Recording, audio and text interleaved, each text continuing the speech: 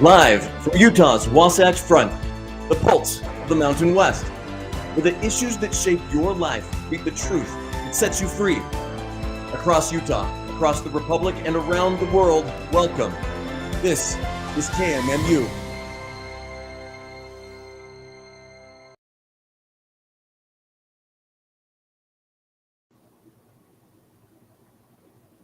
Hi, everybody. Welcome to Political Head Trauma. It is Juneteenth, the holiday, and it is also Friday night, which you don't normally see me on a Friday night. So welcome. If you're tuning in, we decided that we really wanted to get our only guest tonight is Scott Bertolio, and he is running for school board. And so I needed to get to talk to him before the primary was complete. And so he wasn't available for the regular Wednesday night show. So I hope if you're following us now that you are tuned in, because I'm excited to talk to him and hopefully get to know him better and let all of you get to know him better. So apologies. We had some technical difficulties that I could have never gotten through without my producer, Mr. Dwayne. Thank you for your help as always, friend. Are you back there in backstage right now? Yes, can you hear me? I can hear you perfectly. Okay, well, it looks like we solved the problems. I'm going to go see if I can get your Facebook connected, okay? Fantastic. Thank you. If you're just tuning in and you're looking to watch us, remember we have support from KMMU, Main Street Media. You can look on their YouTube channel, Rumble. We also have our own Rumble YouTube. So I hope you'll tune in. We're on X. Yes, best place to find us is kmmu.org. And I'm gonna disappear, and it's all your show now. And I expect, what time is your guest coming? 6:30. So he'll be on in 10 minutes. Okay, I'll watch for him. Thank you, Mr. Producer. You are welcome. So, YouTube, Political Head Trauma, KMMU, and get us on X, and please engage with us. We want to hear your comments. We want you to chime in. I know that people kind of go, well, it's a local school board election. I really don't care about that, especially if you don't live in Tooele County. However, the importance of it is there is a school board election going on all over the country somewhere. And I can't think of a more grassroots seat than your local school board. They have such an impact on you. And I really believe that the more engaged you are in elections across the line, but local elections, the better your life will be. And the more control you have over what's happening in your day-to-day life. So I know I'm always telling you, make sure you vote. And I mean that. I think that your vote does matter, especially in a local election, especially in a school board. Now, here in Utah, we don't have partisan races for school board. So that's something I'd love to see changed. The governor changed it where our state school board turned partisan, and here's why I loved it. I love that a person would register with the party that they feel accountable to, the platform that they feel accountable to. And I think when you're dealing with school board and the mass amount of money that is thrown into school boards and, the education in your county, I think it's important to know how somebody votes. And I say that very, very upfront. If you are a Democrat and you believe that spending money on certain programs or investing in social justice, or that kids are going to benefit from books about sex, same-sex or trans-sex or whatever it is, if that's the road you're on, I want to know that. And I want to know that because I look for a candidate who believes in small government, who believes in limited taxes and smart spending. I also want a candidate that wants to focus our kids on reading and arithmetic and writing, the things that our country is doing a terrible, terrible job at. And the reflection of that is in test scores. So I think when you have a bad teacher morale and you've got terrible test scores, I want somebody who's focused on the problem. And if it is about teachers' wages, then let's pull some programs that maybe kids don't need to succeed as adults and get teachers paid more. But I think partisanship is how, as a state, that we could actually fix that. And hopefully Hey, we will. hey, can you hear me? Yes, sir. I think you're live on Facebook. Fantastic. Go take a look on your phone. And I think you're good. Right now. Let's see. I'm just checking. It's not coming up for me yet.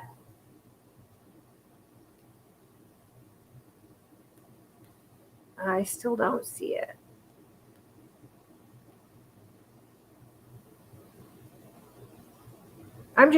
Thanks for hanging in with me, guys. I'm trying to get our Facebook page, Political Head Trauma on Facebook. I'm still not seeing it, Mr. Producer. Try refreshing it. Try refreshing it. Yeah, I keep refreshing it. There we are. I see us. Fantastic. Hi, Facebook family. Thank you, Dwayne, for your help. If you are new to the show, my name is Holly, and Political Head Trauma is a baby of mine and Jared Anderson. And Jared is currently in just working and going to school and with his family. So I'm kind of handling the podcast from here on, but I'm excited to have you on, and I hope that you will tune in tonight for Scott Bertolio, who we are having on. He is running for a school board in District 5, which is my personal district, which is one of the reasons I really wanted to get him on. And he just had a missionary return Wednesday, and I thought about, well, maybe we'll do the show Friday. So many of you that have tuned in Fridays in the past, welcome to Friday. We are back. Mr. Producer and I are figuring out if this will be the show time going forward. But I really hope you guys can join us tonight and get on Facebook, leave your comments and questions. When you have a candidate that is running for a seat like this, it's so important that they hear from people, especially people with kids, especially people with a high tax dole that has been just rising, which is anyone who owns a home. And a lot of us in Stansbury Park, we've seen a lot of high property tax. So over the course of the last, I think, 5 years, mine's gone up thousands. So I don't know how parents, I don't know how grandparents, retired folks, I don't know how people on a set income or fixed income can afford taxes to rise like this at this level. And at the same time, we have our test scores are miserable, and so are our teachers. So there's got to be something we can do, and I'm excited to hear from this candidate because I'm hoping that he has talked to a lot of people. I know he has. He's been all around my area, and I know that he has been trying to reach out to as many people as possible. So we're going to do that tonight. So if you like what you hear tonight, please consider sharing. Definitely like and subscribe. If you're on YouTube or on Facebook, join our channel, join our page. We love to have new people. We love differing ideas. We just want to help inform the populace before they vote. And many of you already have, I'm sure, because ballots have been out for a while. But Election Day is Tuesday, so we want to really help and make sure that you've got information on candidates that you see their names on, and you'll get to talk to them like me. So starting off, I think he's going to join us any minute, so I don't want to get too in depth. But I'll just give you a short introduction about him.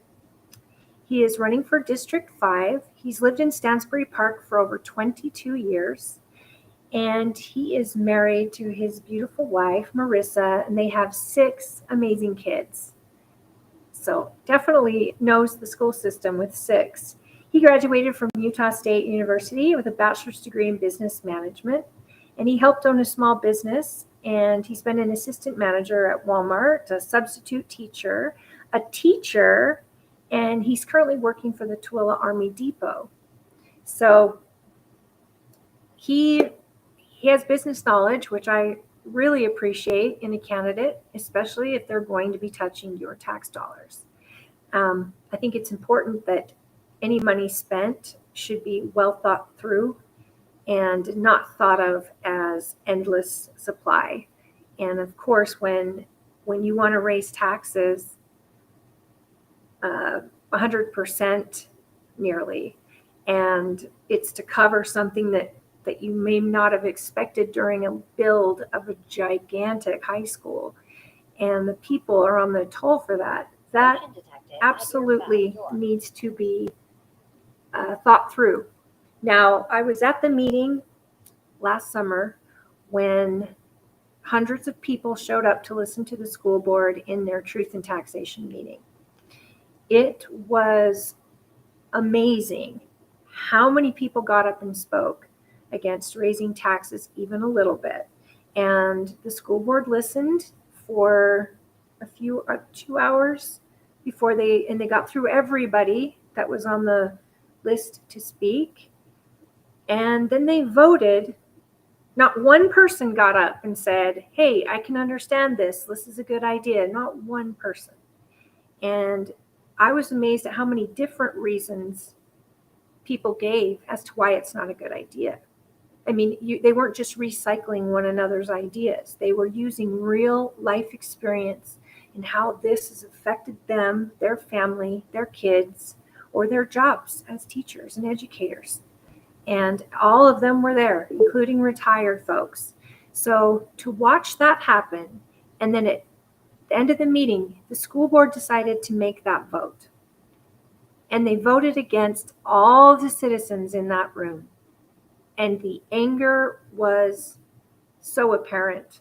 People were so upset. And I was, and if you follow our show for very long, Jared and I did record some of it on our live, and I left that meeting just being so disheartened and really changing my views of how the school board should run. And I even said when I ran for state house that I want to push that the school board is partisan race. That's a big deal to me. I want to know how these people see tax dollars and how these people spend tax dollars and what they think is important. And that platform that they follow is a good tell, in my opinion. So not to say Democrats are terrible in office, but what they want to fund and how they want to fund it doesn't always meet with the values of the dominant party out in this county. And so when people ask, well, how did we get here in schools? Well, that's how. Because we don't have to ask how they vote. In fact, many of them keep their voting record private so that you don't know. And I get it. I understand why.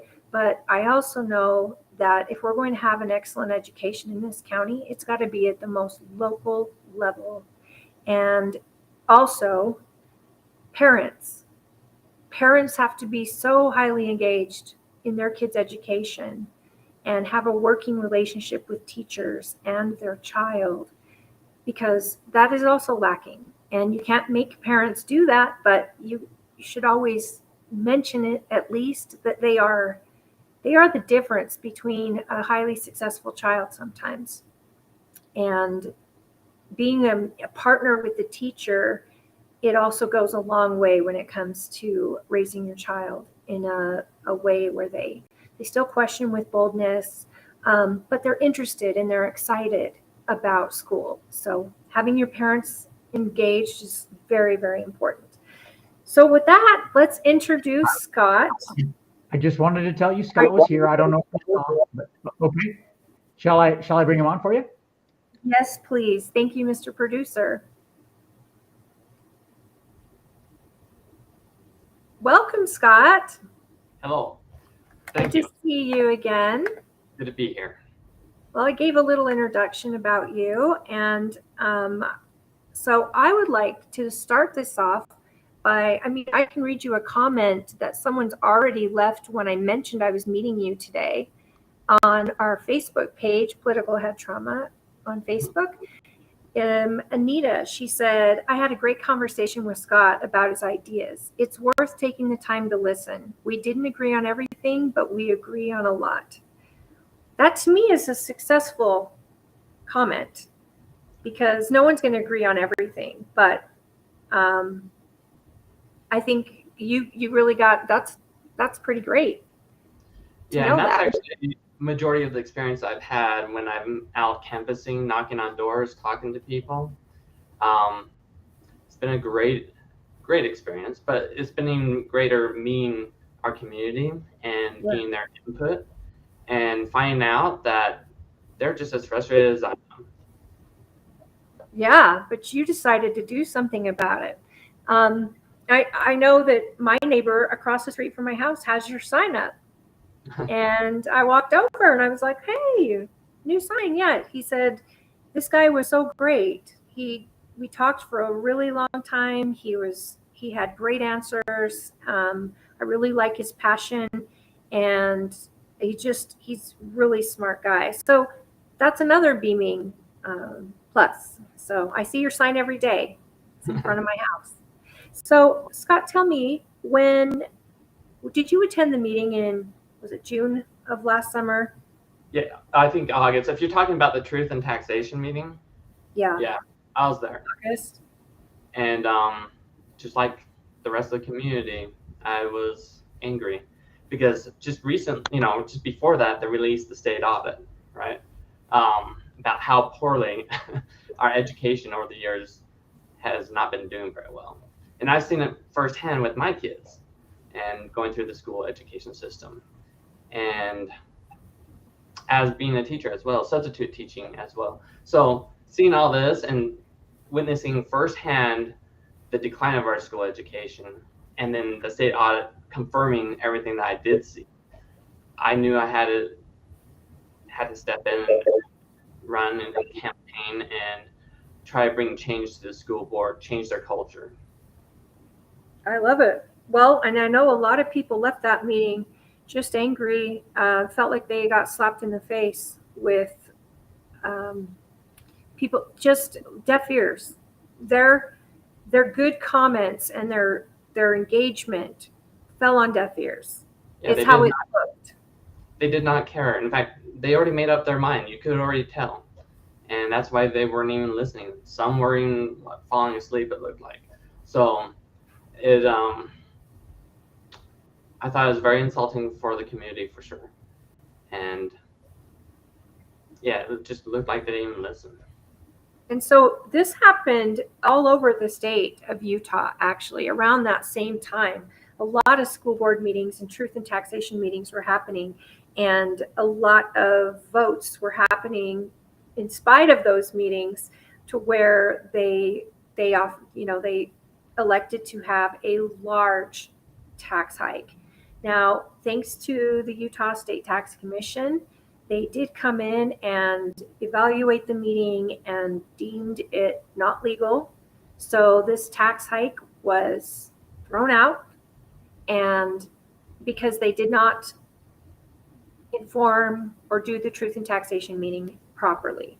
My worry was, don't worry, they'll do it again and they won't miss it this next time. But I've spoken to a couple of the school board members, and from what I've gathered is they're not attempting it again. But, well, we'll see. Probably not, because it's during a campaign, that would not help their vote very well. So, but I think once they get reelected, of course they're going to do it, because they haven't cut back at all this year on their budget. So they haven't learned anything. They're just taking it out of their surplus. The cost is still, they're still not keeping within their budget. So was that your reason? Is that what got you to decide to actually throw your hat in this ring? So there's that reason, but there was the other reason of my kids' education and the lacking of it.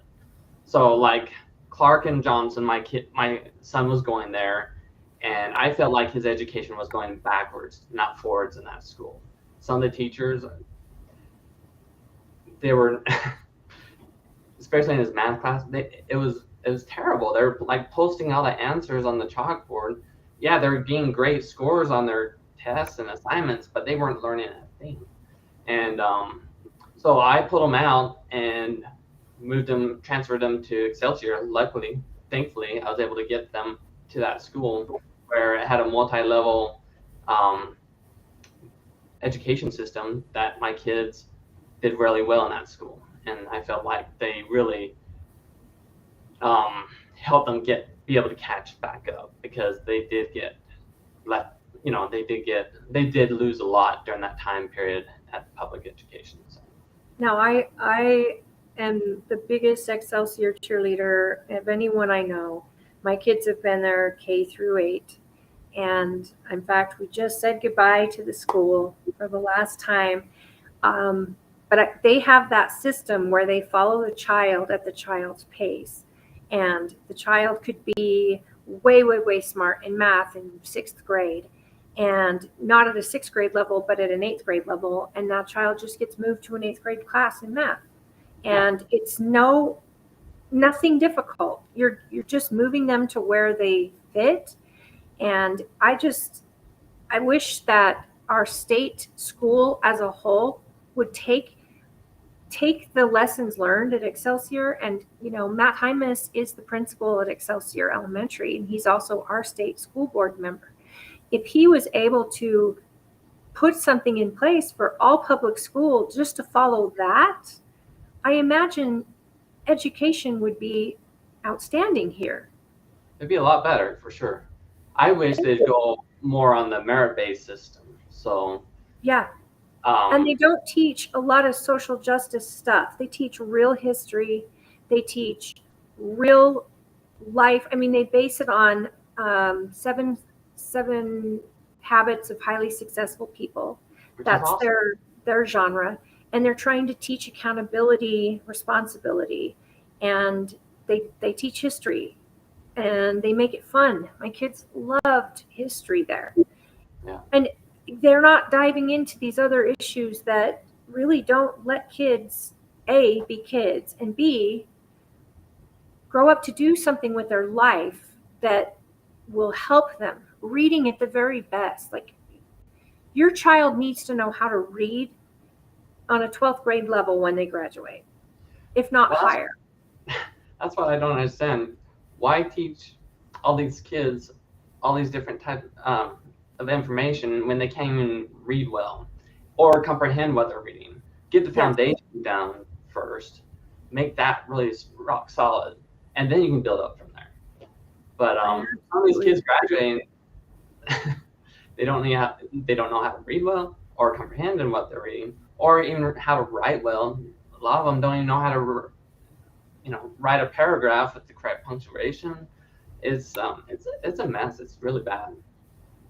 And you're seeing it on TikTok. A number of teachers on TikTok talking about this exact same problem that they're seeing. They're seeing students who are getting passed, even though teachers are failing them because they cannot do it. And yet the schools themselves are giving them a passing grade, because what are we going to do with them? Hold them back another year? We don't have the resources.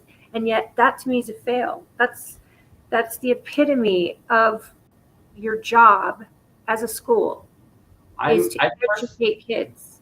Yes, and I've personally seen that with my kids, how they lower the expectations just so they can graduate and pass their class. That's not a good way to do education. It's so true. That only fails the kids in the future. So true. So tell me, what is it? I did share one of your campaign signs that you, or one of your campaign mottos, the excellence in education for every student, that you had from your flyer. Talk about that with me a little bit, about academic excellence. Well, as you know, it's lacking in the school district. And that's why I'm really glad that we have choices. Every kid learns different, right? Yeah. And that's what I mean by that. So some kids may thrive in the public school setting, right? That do well. Others might thrive on an online school setting. Others may do much better in homeschool, So there's a wide variety. But what's sad is a lot of kids don't have that choice, and they're stuck in the public school. That does not bode well for them, because the public school does not do well with the ones that are struggling, that are left behind, or the ones that could do much better. It's sort of just set one for all students, and it's just not working for every student. Well, you get these smart kids who are, I have a student at the high school now, but he comes home and he'll tell me, I learned nothing today.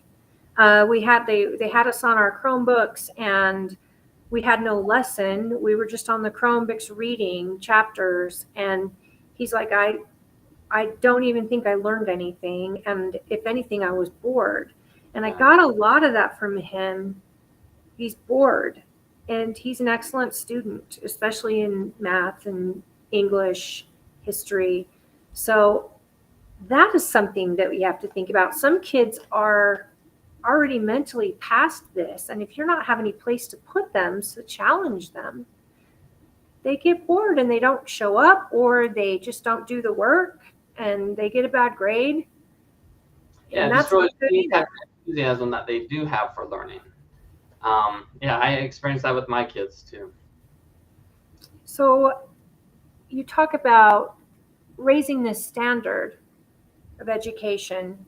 As a school board member, how do you do that? Well, we really need to, I think, revamp our education system. Do it more like Excelsior that we talked about earlier, multi-level learning. So kids that do want to be challenged more than the average class, they can. They have options to be able to do that instead of stuck in, the usual public setting. Is that something that a Tooele County School District could do? Could they change the way they do public school on their own, or would that take the state, or would that take legislature? I don't know. No, I think the school board, school district, they have control of being able to do some of these things as long as they teach the curriculum that the state set forth, right? Yeah. So as long as they reach that, they can go about teaching the way that they want. In fact, I think they're starting to at least do some research in trying to do multi-level learning. It's just going very slow. Everything in government does. When the government runs something, it's expensive and it's slow and it's usually unsuccessful. It's hard to name anything the government has done well and, really well. That's why there's some private schools that excel so much more than public schools do in educating their students.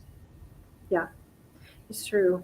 So as a school board member, this is something you would bring to the board and discuss? Oh, definitely. It'll be one of my top priorities, actually. Excellent. And again, Matt Hymas, he is the walking, living epitome of what it is that we want as Excelsior parents, especially because it is his school, and he is a big proponent for charters. I only wish they had built the high school so that my kids could take advantage of it. Me too. But high schools apparently have to have $1 million stadium and multi-million-dollar bleachers and suite seats, and a giant atrium that is just open and not using up space. And school boards got their hands tied where they can actually build items for the future. No, they have to build for what there is right now. So many schools, by the time they're open, are going to be too small for the population that was coming when they did the design. That's something I think legislature has to handle or rewrite.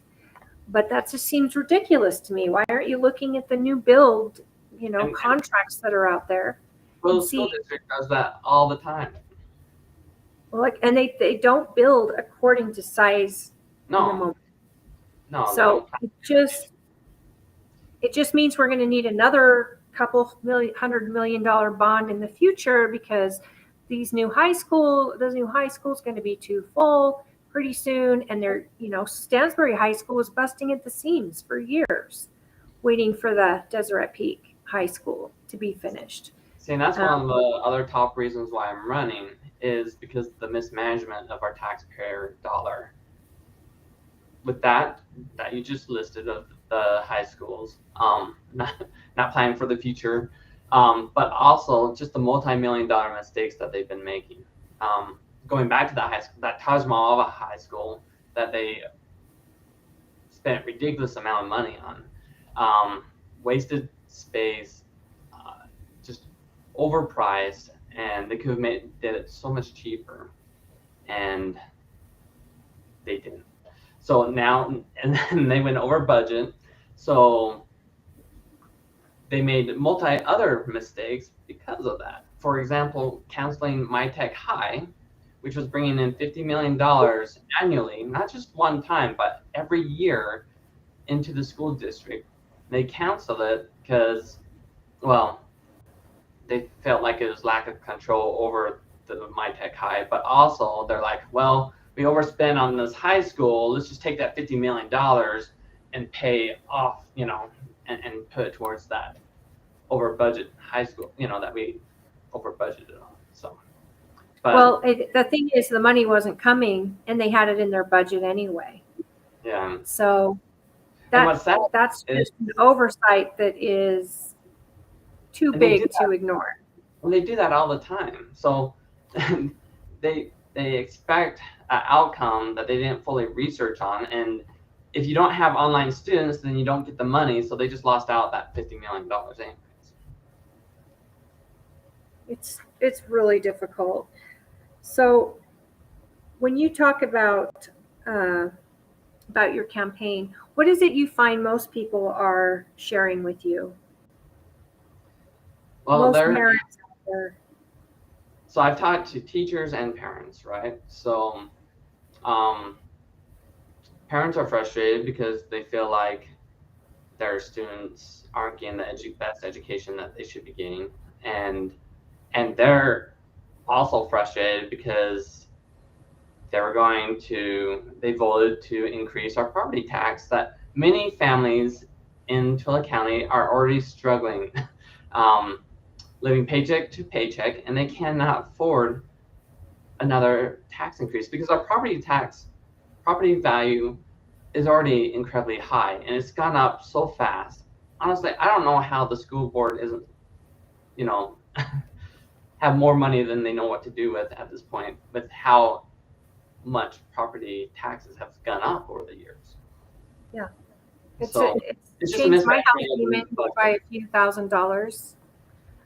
Well, by at least, I think I pay an additional $800 a month now over the difference in the last 5 years, which that's not anything you bat an eye at, especially if you've got two parents working, and you'd have to take almost a second job in order to cover the difference. Then you get the cost, everything blowing up with gas and groceries, and the dollar bill isn't what it used to be. Wages aren't going up, and yet debt is just fine. More debt. We'll just raise taxes. Eventually you're taking money from people who don't have it. Right. And if they they do get a lose little bit their of raise, if they do get a little bit of raise to try to get out, to get the upper hand on their finances, they don't want it to see it just go poof, disappear into more taxes. It's true. And it's the county gets a lot of crap because when they raise property taxes, a lot of people don't understand that it's 75% taxed by the school district. They get the rest. So your county roads and all the county, your sheriff's department and your jail and all those expenses do come out of property tax, of course, but it's such a small amount compared to what the schools get. See, and that's why I think we need to relook at how we get the roads and the school education funded. I think there should be higher impact fees, especially for the high density housing, and that are bringing in all these extra roads that need to be built and extra schools that need to be built. So the developers, they're making lots of money off developing this land with high density housing, but they're not contributing to the future costs that this will occur into our community. Yeah, I mean that's a legislative question, if not at least a county council question. That's why we need to get all the school boards together in Utah and go up and fight this with the legislator and make that change. Yeah, well, there are some properties where when people have been foreclosed on said properties and owed a debt to the state for property taxes, the schools end up getting custody of that property. Mm-hmm. I mean, what? Yeah. That's a high, powerful position to be in when you have taxing ability and you also have the ability to take property and put it in the district's name because you couldn't afford those taxes. It doesn't sit well with me. Now, the school board, I've met the members of the school board. They're good people. I know they want to serve their neighbors. I never see them as evil, trying to get one over on anybody. It's not like that at all. They are listed members of society. I just think that watching the way they behaved that evening at the Tooele High School with this truth and taxation meeting was, like you said, pre-planned. It looked as though they had a meeting before the meeting and they said, okay, we're going to pass this tonight, but you're going to vote against it and you're going to vote against it because maybe you're up for re-election next year. And we have a couple years to go. So people will forget because people do forget and they get on with the next thing because there's so much going on all the time. But that's how it felt. Their demeanor, the way they were discussing, and the way they voted, it felt to me so premeditated. And maybe that wasn't the perception they wanted to give. Maybe it wasn't even true. Maybe they did really just discuss it in front of people at that moment, but that is not the way it felt or looked to the average citizen that I spoke with that night. Yeah, and personally, I have nothing against the board members. I just don't think we just can't have them making multi-million-dollar mistakes and have them have no accountability and not willing to cut back, and instead they just want to raise everybody's property tax. We can't have that. That's just a lazy way out that hurts everybody in the community. Yeah. So my other question that evening that I wondered if you had dived into was how many directors we have that make over $100,000 a year. We are a school district of 16 schools, isn't that right? Mm-hmm. 16 schools with, I think, 8 directors, and then the head of the schools of the district, who also makes probably $300,000. I'm not sure because when I look at it online, there includes bonus and benefit packages. What's crazy is his benefit package is more than most people's salaries in Tooele County. It's ridiculous. So Right. yeah, if you combine that and the salary, he makes over $300,000 a year. And you can find all that stuff online at the utah.gov. Right. So and same with with his superintendents, assistant superintendents, administrators, a lot of them even make more than 200,000 if you include the benefits. 100,000. Look, we don't live in Beverly Hills. We don't even live in parts. We live in Twilight County. We can't afford these ridiculously overpriced salaries. It's crazy. And especially for the performance that they're having according to the state audit, it's not adding up. Yeah, that's what gets me. I could see it if our kids' test scores were out the roof and we had teachers just pining to come to our county to work here. I could see making a case for salaries like that. But we have both in the negative. The audit showed that, and we were grateful that audit came out before their truth in taxation meeting. They probably are not grateful, but we certainly were, because, I mean, you saw how many teachers stood up and spoke at that meeting saying this doesn't make sense. We don't have the resources to give these kids a good education, and they certainly are spending their own money for their classrooms. And it's disappointing. And if all they're teaching is testing, if all they're teaching is that, and the rest of the time they're teaching Chromebook, where is the education for the kids coming from that is deep within them, to where they've learned it, they've memorized it, and they're retaining it for life? Equations, for example, or punctuation and rules for punctuation and spelling and things that are going to affect them as adults out in the job market. Right. And I'd just like to add, so we do have a lot of amazing teachers in the school district. But we also have some teachers that aren't that great as well. It's a wide range. Not every teacher's the same. So I think the school district is doing a terrible job of training all teachers, to be to the level of a lot of our amazing teachers, which affects every class.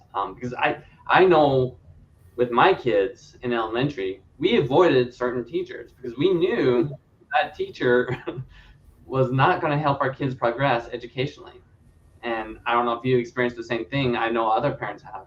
So it's out there, and we need to change, I think, our way of going about that, so we can train and have the best teachers and help the ones that are struggling overcome, their teaching hurdles, or they might need to find a new career in a field that would work better for them. How do we know? What's the best way to know what teacher? I know kids can choose a teacher of the year. I think at a lot of high schools, kids will vote for their favorite teacher. But I'm wondering how you gauge teachers who are exceptional without them getting, in the gray zone where they're just forgotten about, or they're lumped in with a bunch of regular teachers who just show up for a paycheck. I know the most teachers I know love to teach. What I liked about Excelsior is that Excelsior gives them the freedom to teach a lesson the way they see fit. And the curriculum is the same of what they're supposed to teach, and they do testing for state tests there as well. But when you walk in and you see a teacher who's gone the extra mile and recreated the Constitutional Convention and is getting the kids excited about history, and to where they're coming home and talking about it and can't wait to go to class the next day. How do we as parents, well, as taxpayers, how do we gauge those special teachers and then reward them in some way, while also finding and trying to sniff out the teachers that are just there for a paycheck that kids aren't learning from? Who lost their passion or the desire to, go beyond than just the basic, the low bar of teaching. I think that's the administration's job, really. That's why they're there, is to try to help all teachers. And teachers can also help teachers, right? And share what they do well and help so all teachers can teach with efficiency for their students in their class. But yeah, go ahead. Chromebooks. You look at Chromebooks. And Excelsior, your kid will work on a Chromebook in one class, and it's usually computers or keyboard where they're typing, learning to type, and things like that. In high school, everyone has a Chromebook assigned to them, and every class uses it.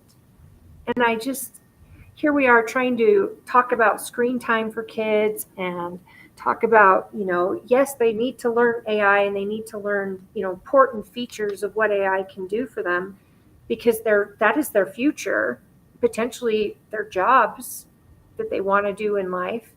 If you're not on board with AI or understanding it, I understand there's a place there to take classes that'll teach you, in computer systems and AI systems. That should be definitely an important class. But to have it in every class and have it be the teacher is what my teenager feels like. Like the Chromebook is his teacher. Right, and that's the problem. Chromebook should never replace the teacher in a public education system. That's why we want our students to go into public school, so they can get an actual teacher teaching their class, right? Of course, if you use the technology as a tool, but don't replace it for teaching. And and that's why I'm talking about, we have some amazing teachers that don't replace their class with the Chromebook, and they actually teach the students well and use the technology as a tool to help the students continue learning at home. And that's what we needed. See, you brought up parents before I think I even came on, and it's true. The strongest districts in Utah are the ones with the most parent involvement and involvement with the community. And we need to give parents more tools and resources so they can help their students when they're away from the class in the school setting. Because the parents are not in the class where the teachers are teaching, so they have no clue what the kids are learning. So they need those resources to be able to help the kids when they do get home and they get stuck on a problem. Yeah. I mean, COVID opened a lot of people's eyes, especially in this county. People I know personally, watching their child learn online with a parent listening to the lesson. A lot of people were like, what? Why is my kid learning this? Well, and that's the whole COVID mess was terrible. Schools weren't ready for it. I mean, how would they know? But still, what they did have for the kids to learn online was terrible. They didn't learn during that period that they were at home because they didn't have the structure for it. They didn't have that online. So that's why I think the state hopefully learned from this and will implement a strong online base that the teachers can use, maybe to help, especially new teachers that can use that resource to help them teach their first year, and then they can expand and improve their class with that information that at least builds on the basic curriculum that the state wants every student to learn in Utah. But also that the parents can use, that the students can use. I think that's crucial, especially not only help them when they're sick for that day, or if they go on vacation, or if there's another COVID situation, kids won't be losing a year of school because of it. Yeah. Well, the whole COVID thing was a joke, and I feel really lucky to live in a county that didn't stay on that for too long. We opened up pretty early, in the main Thank thing. goodness. Yeah, we did really well, but it's still the effects it had on our kids. We're going to have that documented for decades to come, because it really hurt our kids to have them away from their friends, away from their structure, and again, learning on a computer. And I mean, I remember my daughter in a spelling class. She was so good in it, and the teacher was teaching remotely but was wearing a mask. And I wrote to the school. I said, why is she wearing a mask? A, because kids need to see her mouth moving, because when she's saying a, e, with the sounds and with the spelling, kids really need to see the mouth. And eventually they gave her a clear mask, which was fine. That was great. But I'm not sure that, I know I was in a great school and they do listen to parents and they do want parents engaged. I'm not sure it's the same in public school because I don't have a situation during COVID with that. I was not part of that. But for a school that I respect highly, that was just one little oversight that they were able to fix. But I bet a public school was doing it too. Well, I know a lot of parents actually during that COVID period where the kids were trying to learn online, which was not going well. They're like, this is a joke. We're just going to homeschool our kids. Yeah. And gave them tools to be able to do it well. So that's why My Tech High was so good. Not only was it an online school, but it helped a lot of those homeschool parents to get the resources to be able to get the material that they need to help their kids learn the best at home. Do you know what happened to My Tech High? Why it's a different name now. So they went to a different school district. They're like, yeah, we'll take them and get all this state funded, so it's working great for them. But yeah, they changed the name to, I want to say Open It. I don't know. I can't remember the exact name. So I'm not. It's okay. I was just curious. When they left Tooele County School District, did they leave by their own choice or was the district done with them? Because the I'm school still district. figuring out how they forgot to take the money from the state out of their budget when they no longer have this program. Well, I've heard different reasons why. I heard that school district will say, well, other school districts did this and they were able to keep the money, but it wasn't such a large amount that our school district was getting. So, the other school district that just picked up My Tech High, they're like, yeah, we'll get that $50 million and help towards our school district. And they snatched them right up. Yeah, I wouldn't, you know what? I think every high school should be built with the thought of online learning happening in the high school as well, in a different part of the school where you have teachers who come to work and they teach online.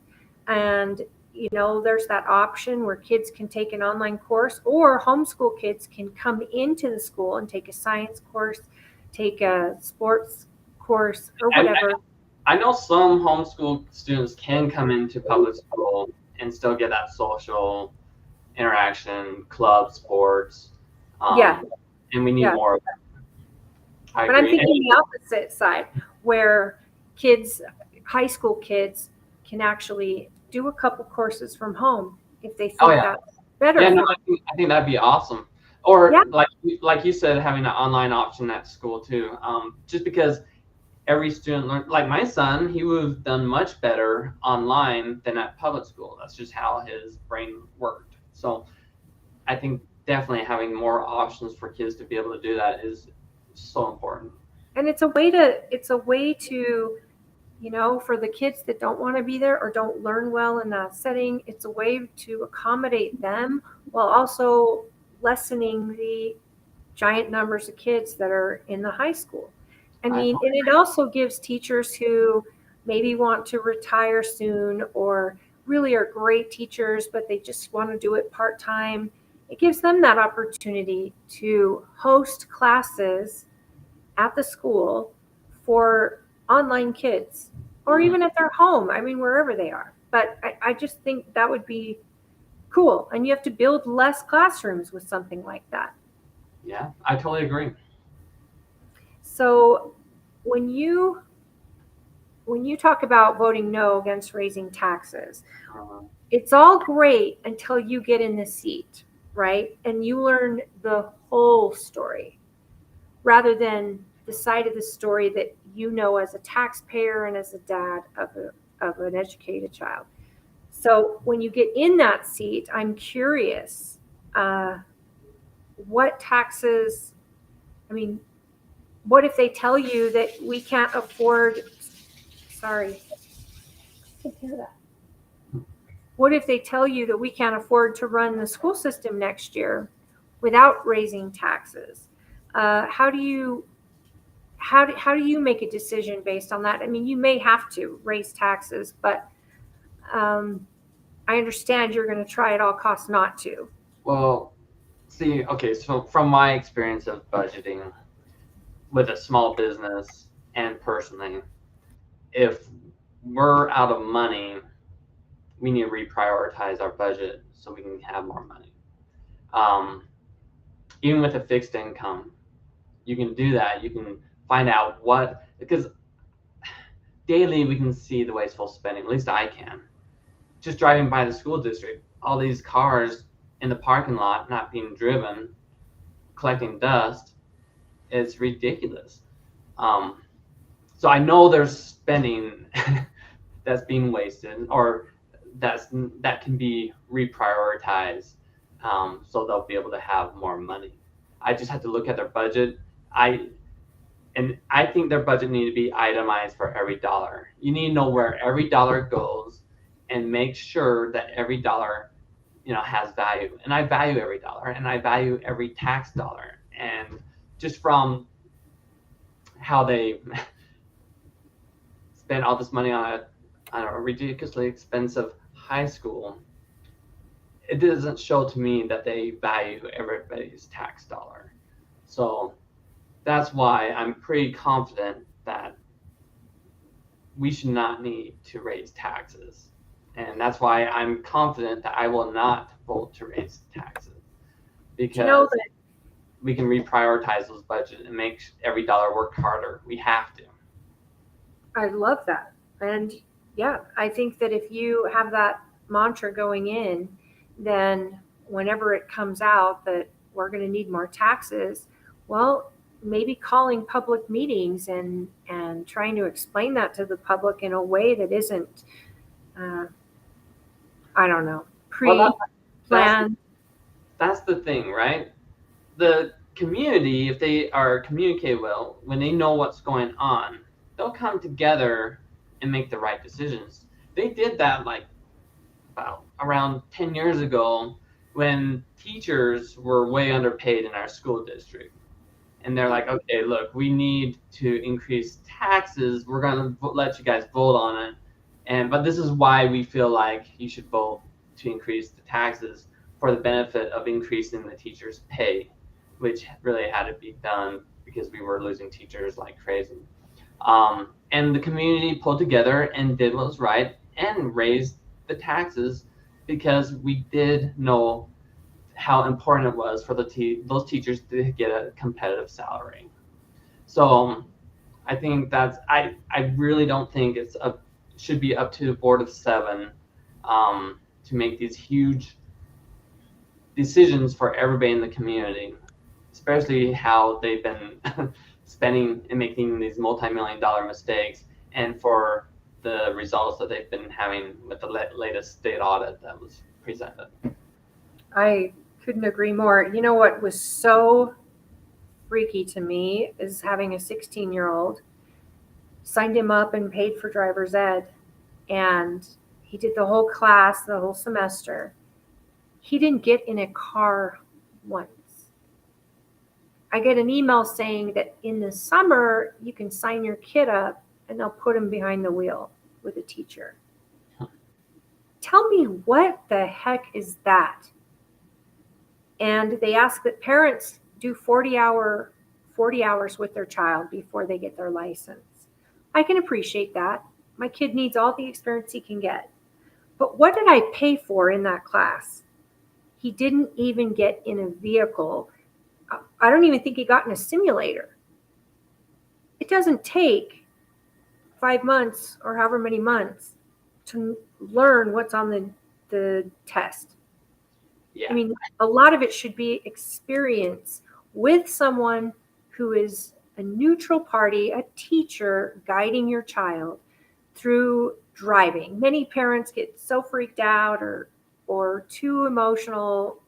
It's not every parent can teach their child to drive, and I get that. But what's the point of the class? Why not just send them to an online school at that point? Right, or a private driver. DMV. Right. I totally agree. It seems like to me that in a lot of ways, a lot of the education that's happening now is worse than when we went to school. It Yeah. should be the exact opposite, right? They should be so far above us with all the technology and years of refining and perfecting the school education. And they literally have any question right in their hands. Yeah. Most of them. And I feel like it's gotten worse. And what's just like the driver's ed thing, I can remember when I was learning how to drive, the first time I even drove a car was with my driver's ed teacher, and Yeah. he had a brake on his side that he can stop the car before I hit a post or something, right? A curb. Yeah. But now, us parents have to be the one to have the kids drive for the first time, and we don't have a brake on our side. So I'm like, And the car insurance for an unlicensed teenager, especially a boy, yeah, is ridiculously It is. expensive. So Yeah, 6 months of the school teaching my kid how to drive would have been perfect, because then you drive with them. Yes, you do the hours with them. I think that's fine. But to get them before they're in your car trying it, they should have done it in a driver's ed car. exactly. How's They that? can stop with the brake. Because I can remember the first time driving with my kid, it was in a church parking lot, and that's relatively pretty safe. But he was heading straight towards a curb. I'm like, stop, yelling, and I try and push the invisible pedal that was not there. Yeah. And I think it would have just been a lot better if like how I was raised how to drive, is have the driver's ed teacher take the kids out and have control over the car, at least on his side with the brakes, and teach them properly instead of the parents trying to do it, which, it worked. He learned how to drive well, got his driver's license, both of my kids, when they're 16, but it's just funny how education has shifted in that area. Yeah, and it's probably a resources issue. Maybe they didn't have enough cars, or maybe they didn't have enough teachers. I don't know what the issue is. I just think that well, they should have enough cars because they're all parked at the school district. Yeah. I mean, I think that, you said it. When education goes backwards instead of forward, I mean, in this day and age, there should be simulators that are pretty high tech for not as much money as they used to cost. Where you can have simulators in there where kids are driving on a simulator before they're out in a car with a teacher. And then when they get done with the class, then they go get their driver's license like we did when we were younger. It's weird. We are stepping backwards, and it just didn't make sense. And then instead of, you want your kid to drive? Summer school. Send them during the summer for this hours, and they can drive with a teacher. It's crazy. You know what's sad? When I went through English class, we read out the textbook. We read out books, to improve our reading. Now, a lot of the kids in middle school, they just hear it from the audio book. They're just listening. They're not actually reading. How can they improve their reading skills if they're just listening to it? It just makes zero sense to me. I mean, unless they're being told to follow along. Well, they follow along, but how many do? They don't. They just. Well, and yeah, you miss the kids when you're doing popcorn reading or whatever it's called. Mm-hmm. You miss the kids who are having a hard time. Yet some people would tell you, oh, you're embarrassing them. It causes unnecessary anxiety. No, as a teacher, it tells me I need to give more time to that child. They're struggling with reading. Well, and stop them before they go on too far. But, the randomize who reads next, it should be a good thing. And that's what I want to change. We need to change the way that we teach our kids how to read. Like, they need to go in smaller groups, which some school districts are doing. Cash, I know, is doing it, and their reading results are amazing, especially compared to our students' results, because they have that individual where they can get smaller groups of kids reading, like 3 or 4 that are more of their skill level. So for one, they're not as embarrassed to be able to read, but they can improve their reading skills where they're at currently. We need to do much better at that, and we're just not doing it, at least in this school district.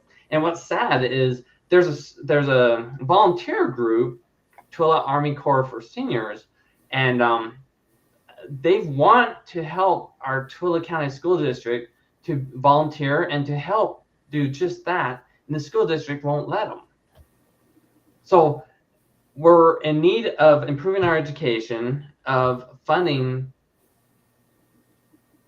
education better for our students, and they're not utilizing the volunteers that are available to this day. And it drives me crazy. And why What, not? if you have a son, a boy, the impact that reading has on their life is so crucial.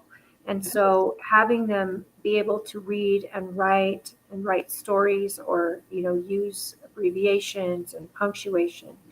The study that I read regarding that was that less boys are going to college, less boys they get into high school age, and a teacher will tell them to write a short story. They'll tell the girls and the boys, and the girls will write a short story that starts, and there might be a love story, or it might have emotional stuff in it, and it's very touching because that's what girls do, and that's how girls think. And then a boy will write a short story that may have aliens and transformers in it taking over the world, and the teacher will grade that child differently by the content, and yet the child did the same thing. He wrote a short story, but that's the mindset. It was PragerU that did this study, and it was so fascinating because they also knew that more boys were missing college and going into private, either tech schools or, just teaching themselves how to do jobs. And I think there's a big problem with that because boys are likely to not get graded the same or treated the same when it comes to reading, and yet it is such a huge importance. Reading is a basic necessity in job market, period. So kids that are getting missed, that doesn't just affect them when they get out of high school, but it affects them forever. Well, the whole purpose of education is to teach the kids to learn how to learn. And the best way to do that is to read well, comprehend what they're reading, write correctly. And why they're not focused more on that foundation to help them throughout their whole life, not only in high school, middle school, but in universities.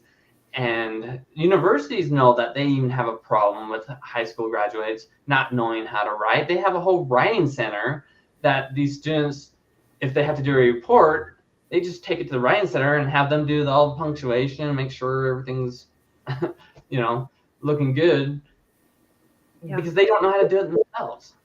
And then they graduate, and the employers are like, "Wait a minute, you don't know how to write this email? How could you not be able to write this after graduating from college?"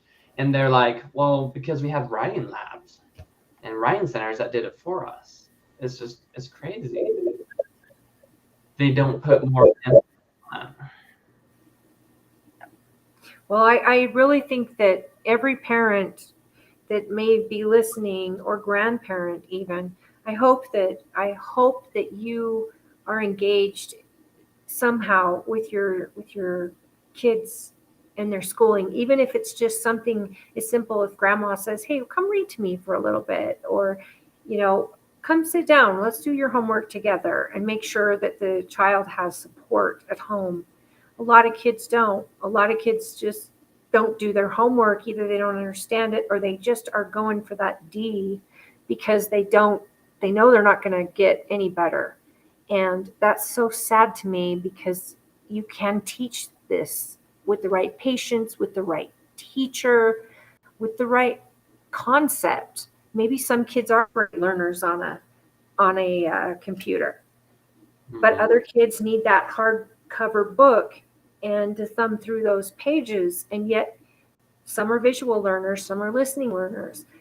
It's so nice at the thought of sitting down with Matt Hymas and saying, hey, can you explain how this structure that you're running so well at your school is working, and how we can implement it into public school so that our kids here are learning at their own level and in their own pace, and they're learning well. They're retaining what they've learned. Like if that could be done, that would be incredible in my opinion. And I can't think Republican or Democrat or independent. I mean, why wouldn't you want that? I totally agree.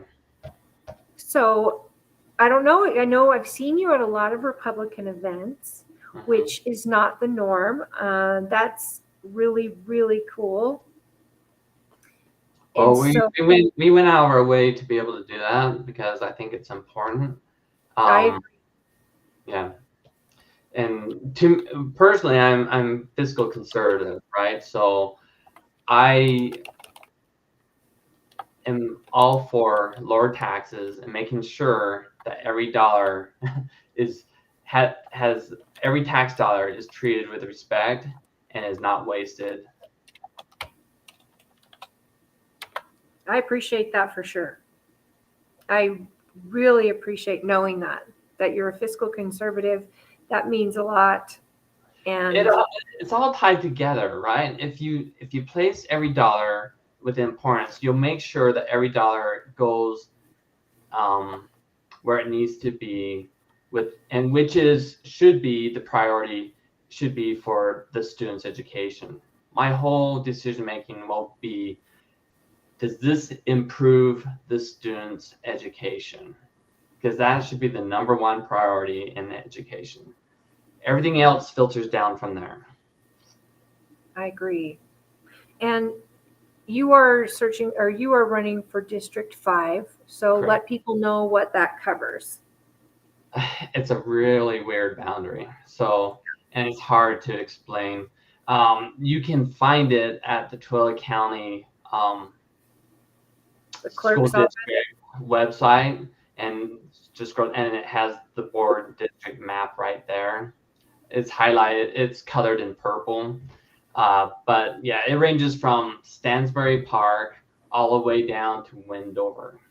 And it's only half of, well, not even quite half, less than half of Stansbury, and less than half than Grantsville, and all of Wendover. So that's kind of weird.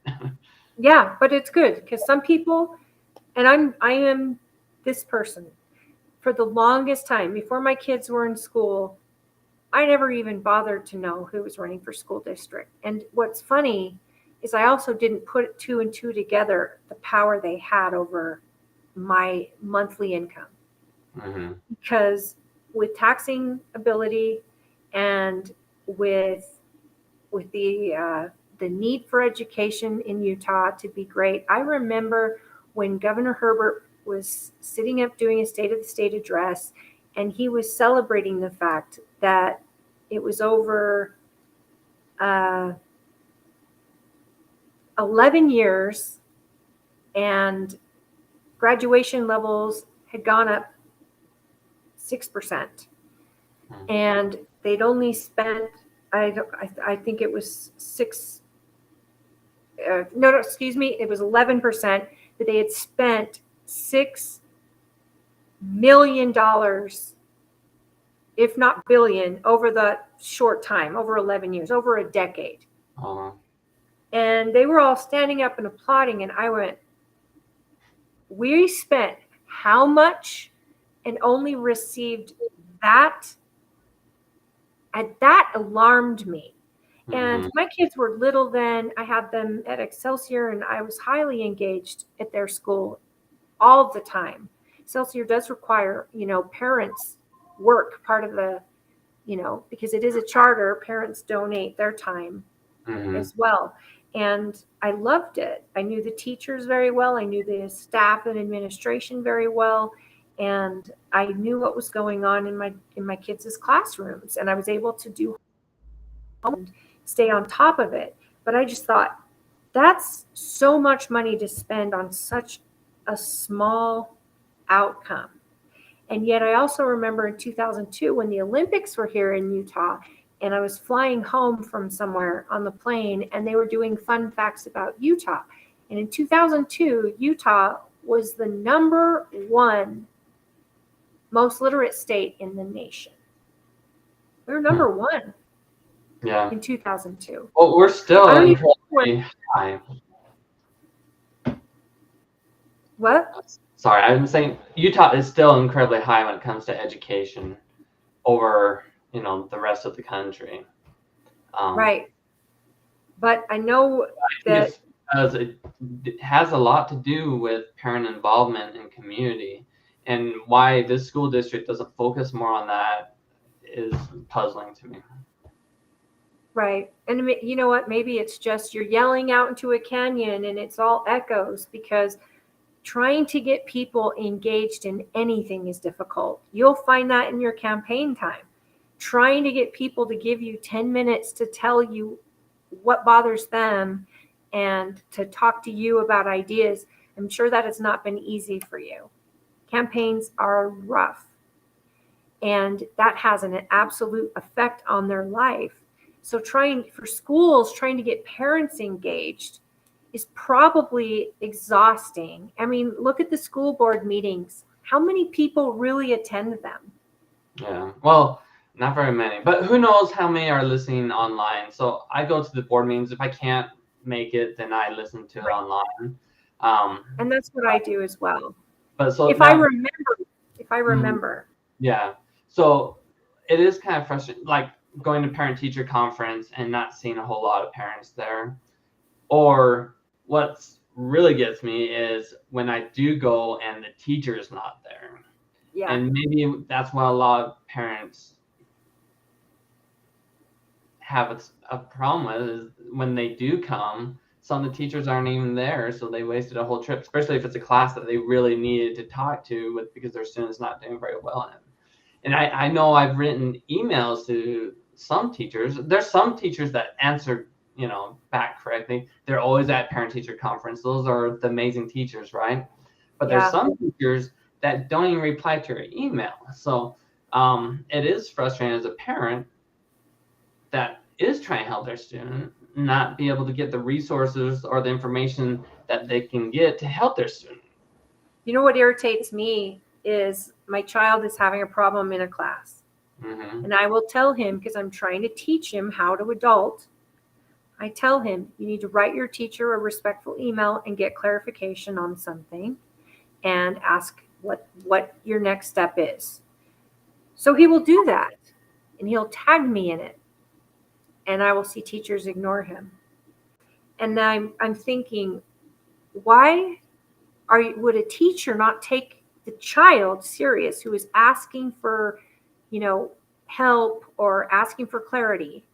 Does it have to be the parent that emails on behalf of the child? What are we teaching children then? That they don't matter, that their voice doesn't matter, even when it's their issue they're trying to solve. Right. And then you also go to parent-teacher conference, like you said, and out of my child's however many classes he has, I see 2 teachers. Yeah. I mean, to me, that's crazy. Mm-hmm. Oh, it is, for sure. It's crazy. And, at Excelsior, they always want the child communicating with the teacher if they have questions over email. Yeah. And that's what he was taught. That's how so he gets to high school and he's trying to figure out his issues. Oh no, they don't even answer him. Yeah. So then I have to email, and then it looks like I'm against the teacher. No, I'm on the teacher's side 9 times out of 10. But I get very irritated that they will ignore their actual student. And it would take me getting involved to just get answers about what's happening on this quiz coming up, or Or have you graded this item yet? Because my grade is showing very low, but I've turned everything in weeks ago. Things like that. So I think it's really, really important for parents to be engaged, but it's also important that we let our kids take control of what's going on with them at school and to give them their voice. And we want kids to be taught how to think for themselves, right? Not what to think. Mm-hmm. I think if a school can do that, and that's what I felt like Excelsior focused on too, we're not going to feed you a narrative. We want you to come up with your thinking so that you can decide what you believe. Mm-hmm. I love that. And again, I'm so sad that they were not able to finish a high school, but Excelsior is self-funded and a lot through volunteers and fundraising. Do we even have the junior high there? So hopefully we can get a high school built there for future kids who maybe not aren't into sports or theater or some, high schools have so many extracurriculars that they accommodate, which I loved. I was part of that in high school. But for kids like mine who are more care about school itself more and not extracurriculars, I could see it being a huge help to a kid like that whose just goal focuses on college or their goal focuses on a certain career and they want to learn and they want to do well. And that's why in the meantime, we need to improve the public education that we have so all of the students can receive that high quality education. Totally agree. Having to be able to, because there's parents that are working, like you said, 2 jobs. They don't have time. Some might not have time to be able to take them to Excelsior or to work there because they're just trying to survive financially. So that's why it's so important to improve the public education and focus on that as well. I agree, and I'm so grateful. So tell people how they can get in touch with you if they have questions. If you have comments. You can email me at scottbertoglio@hotmail.com, or you can personally call me at 435-770-3067, or text me, whatever works best for you. I am open. I love talking to teachers, to parents, even to students. I'm open. So, and give me feedback, input, ask me all types of questions. I'd love to answer them. Excellent. And I'm going to try to put that on the Facebook post, your phone number and everything. I'll add that after the show. Okay. And is there anything else that you wanted to discuss before we wrap this up? Just one more thing. We didn't talk a lot about like the teachers because they have to deal with a lot. Yes. And not only trying to teach the students, but dealing with discipline issues. Because really, at least from my past experience as a teacher and talking to teachers, the administration, they don't have a good answer to help with teachers to be able to manage their classes correctly or efficiently. So they need a lot more support in that, because I think that's a lot of teachers why they have such a low morale is because the students don't have consequences when they do act poorly in their classes or in school when they don't follow the rules. I would like to open that up actually, because I think you are absolutely right. We have talked about teachers. Some of my favorite humans on this planet are teachers, and they were my kids' teachers, and I just adore them. I think you're absolutely right. In public schools, especially with the amount of teachers, the amount of students, it's hard for the administration to back teachers, and that's what's lacking. Yes. Twilla County did the mobile phone issue. where you can't have a mobile phone on during class time. I think that might have helped. However, this was a big oxymoron because they said no cell phones, but yet a lot of teachers will have you turn your homework in by taking a picture and emailing it to the teacher. Yeah. So they were good for them integrating technology that's in the classroom already into your lesson, but at the same time, those are a huge, they're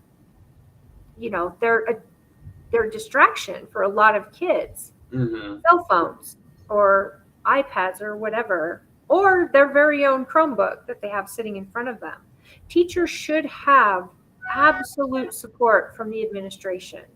Yes. And I know a lot do not. Also, they don't control how many class sizes, what their class sizes are, Mm-hmm. which means 1 to 30, a 1 to 30 ratio on a student versus teacher. And we always say that this generation is disrespectful. I think every generation before us says the same thing. But I feel like we've got kids who do not respect teachers more than usual. And I don't have any proof for this. I just know what teachers tell me, and maybe parents are not engaged at all. They don't know what's going on with their kid. They don't care about F's on a report card. They're busy in their own life, trying to get food on the table and stuff. But it puts teachers in a very, very tough spot if they're not getting support from the administration and from parents. I think we really do need to change the whole mindset of education. Instead of it being like a expectation for students to go to school, it should be more of a privilege. And if they don't keep within the rules, then kids really need some serious consequences so they will follow the rules. Or else how? Online school. What's that? If a child can't behave themselves in a classroom, then they probably need to go to an online high school. Right, or something like, or homeschool, or something like that, until they can prove to be able to be in a classroom setting. Because not only do they distract themselves from learning, they distract all the other classmates from learning. It makes it less efficient for the teacher to be able to teach properly in that class. The teacher is spending their time focused on a child who is misbehaving, and it robs everybody else in the classroom of that time. Mm-hmm. It's true. And I guess this is a tale as old as time, right? But there's the difference was classes weren't this big either. Well, instead of improving this situation, they've made it worse. Because now they tie the teacher's hands behind their back where they can't discipline the students. They can't give real consequence. And same to the principal office is not like it was when I was a kid. It's more of a reward for the student. The principal doesn't do a whole lot to correct the problem. They just make the kid feel good and send them back into class so they can continue disrupting the class. Yeah, it's not an easy thing. We've created this participation trophy society. So we've got a lot of kids that cannot take criticism, let alone discipline from someone like a teacher, someone they're supposed to show respect to. And I don't know what the answer to that is. I know it is really difficult for teachers in high school because you've got these, and junior high, you've got these kids who just don't respect them and will mistreat them, and they don't care they're bothering their class. And sadly, when the parent is talked to about it, the parent doesn't care either, or the parent sees their child as a victim in some way. And I don't want to tell someone how to parent their child by any means, but if you can't give your child at least people to respect, that's what you're paying for, is for them to get educated. Why would you even want them misbehaving when that's their opportunity for the rest of their life of where they go from there? Mm-hmm. Parents should be engaged, absolutely. and teachers should have support. And I totally believe in that. Yeah. If it's not from the parent, then at least from the school. And I came from a time where my dad would go sit in a classroom with one of my brothers the whole day Mm-hmm. if it meant getting his grades up. Yeah, And I he wonder had himself. how bad it has to get before things change. I mean, it's already pretty bad, but what will it take to change that whole culture into doing something different so there can be more control in the school and in the teacher's classroom. Absolutely. Now, if you want to share any of this video or cut it up and slice it and do whatever, you are welcome to it. All I right, am so grateful that you came on. Yes, thank you for having me. I really appreciate it. This is my first podcast, so Really? the opportunity. Yes. You did great. You did great. And I appreciate you working with me on the day. Yeah. Hopefully we will see you again. So after Tuesday, Yes. we'll have the primary results. Mhm. How many will go to the general? What's that? How many board members go to the general election? So two. 2 from each district. Each district, yes. Gotcha. So that's great. I did miss one of the ones running. I missed the young lady out of Lake Point who is running, and I couldn't get her on time before the election came out, so I'm bummed about that. But everybody, maybe it's time to give these incumbents the day off and bring in some new blood, new faces, and people who have the same values that you have, at least politically, and people who will look at budgets the way you look at budgets when you're sitting home determining your bills. And you want people who are going to spend your money wisely and are going to educate your child and make that the number one issue. And that goes along with not just educate your child, but make sure that teachers have the freedom to educate the way they see fit with the curriculum, and that teachers are getting support both from the district or the school they're in, as well as the school board. I think a lot will get done when you make teachers happy. You will see grades go way better. Kids will learn a lot faster if they're being taught by somebody happy about being there. I mean, that just is, it's as simple as that, isn't it? Yeah, definitely. I agree. Well, I appreciate you tonight. Do you have a website? I don't have a website. I do have a Facebook. Okay. Bertolio for Board of Education #5. So. And Bertolio is spelled Bertilio, correct? Tolio. Tolio, right. I'm so sorry. So it's Scott Bertolio, and look him up on Facebook and reach out to him, send him a message. He does have his phone number all over on his page. So I think send him a text and let him know what your thoughts are. And if you're a teacher, definitely reach out to him. This is really huge. It's a huge opportunity because it's anyone's race at this point. And I see so many citizens who just want change, period. They do not want the school board that pulled that truth and taxation meeting and voted against the Tooele County residents so blatantly. And you have all of them being challenged. I mean, you've got everyone's being challenged by people, and a lot of the people are saying it's because of that meeting. So, and honestly, that's a good thing. We need all offices. I think need to be challenged. Sure, to get the best candidates.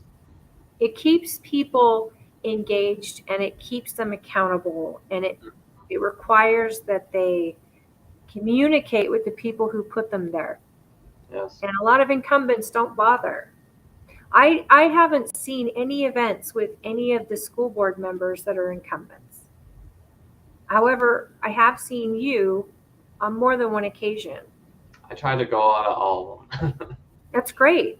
That's great. And I think saving people tax dollars, I think even Democrats can get behind that.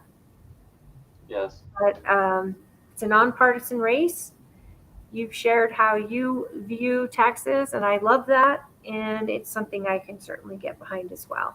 So I'm excited. You are in my district, so I'm excited for you. And there's already a sign in my neighbor's yard, which is smart because we're in a dead end.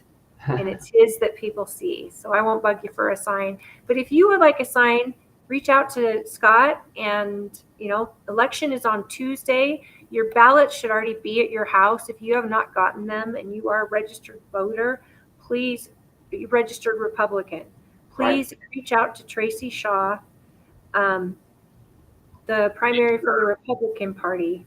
And make sure you don't mail it because that's past due. It won't get there on time. So make sure you drop it off at the actual ballot box. By 8 p.m., you get your ballot on Tuesday to a ballot box. Stansbury Park has one at the fire station, and when fire station in Grantsville, and you've got a few places you can also vote in person. Yes, and you can actually drop it off at the county office too. Yes, there's voting boxes all over the county. So check out the Twilla County Clerk's page. She has got that lined out there. And I wish you all a happy Juneteenth and a wonderful upcoming weekend. And I will see you next week. Anything else, Scott? No, just happy to be here. Thank you for your time, and please reach out. Perfect. I will put his phone number in the show notes. Thank you, everybody. Have a wonderful night. Thank you, Scott. Thank you. Great show. Bye. Bye.